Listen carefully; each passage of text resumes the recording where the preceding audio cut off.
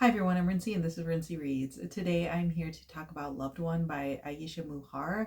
This is a contemporary fiction novel that came out earlier this year, and I picked it up kind of on a whim, partially because the cover just looked kind of cool and I was just like looking for something different, and I hadn't heard anyone talking about this one, but my library had a copy and I picked it up and I really enjoyed this. You are mainly following this character named Julia, who in the beginning of the story you found out that one of her best friends or very good friends has passed away, and she's like getting ready to basically give the eulogy at his funeral. Her friend Gabe and her met when they were teenagers. I think they were both around 18 years old, and they were in France doing like this study abroad program, and they dated during that time, but then at the end of that like study abroad program, they broke up and separated. And specifically, Gabe broke up with Julia and they separated. And then fast forward to now, you find out that like Julia and Gabe have basically stayed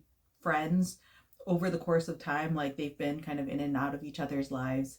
And at this funeral, Julia has an encounter, an interaction with Gabe's most recent like ex-girlfriend, and she like says some things that leaves Julia asking a lot of questions. And you find out that like Julia basically saw Gabe right before he passed away, like, and something happened, and it kind of sets off a series of events, and Julia is left with like a lot of questions about their friendship and sort of what was going on in Gabe's life at that time. Julia gets asked by Gabe's mother to like find this specific guitar that she was originally hers and that Gabe had while he was overseas living in England with his ex-girlfriend. And so Julia decides to fly out to England so that way she can kind of have a conversation or something with Gabe's ex-girlfriend, and kind of also figure out what is going on here and kind of figure out her own feelings around this. So yeah, this is just like a really interesting book. It's partially like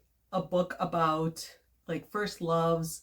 It's a book about friendship. It's obviously a book about grief and grieving a friend or grieving a relationship where you kind of have unfinished business. This book is structured in a really interesting way where you see a little bit about like the current timeline where Julia is doing all of these different things, and then you flash back in time to various points in their relationship, so you get to kind of put this puzzle together of like what exactly was going on with the two of them. And all of this is told from Julia's point of view, and it's also just like structured in an interesting way because like Julia slowly like learns information about Gabe as well as his ex-girlfriend and other people in his life that she didn't even know prior to that point. And so again, you're getting sort of like puzzle pieces that you're putting together to form somewhat of a complete story of their relationship and things like that. One thing that I realized when I got to the end of this book is that Aisha Muharrar is actually a television writer. She worked on The Good Place as well as some other things, I believe.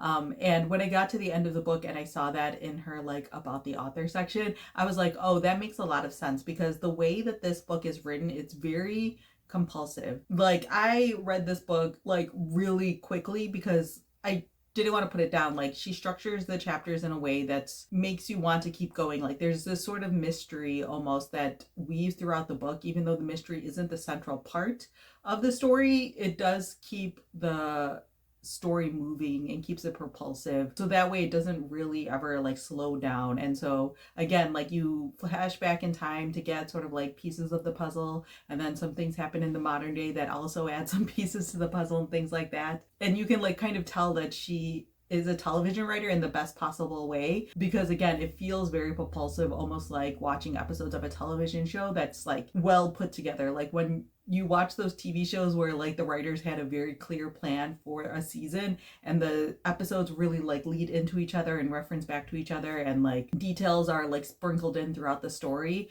like that's how this book feels as well. I think this book does a really good job of being both light without it being too fluffy, but it's also dealing with heavier topics like grief.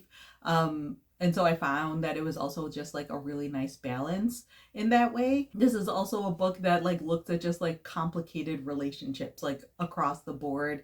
There are times that Julia is just like a really frustrating character and is kind of like blind to things that feel very obvious to the reader, and it feels like to other characters in the story. But I think that's also kind of the point, because sometimes people are just like that.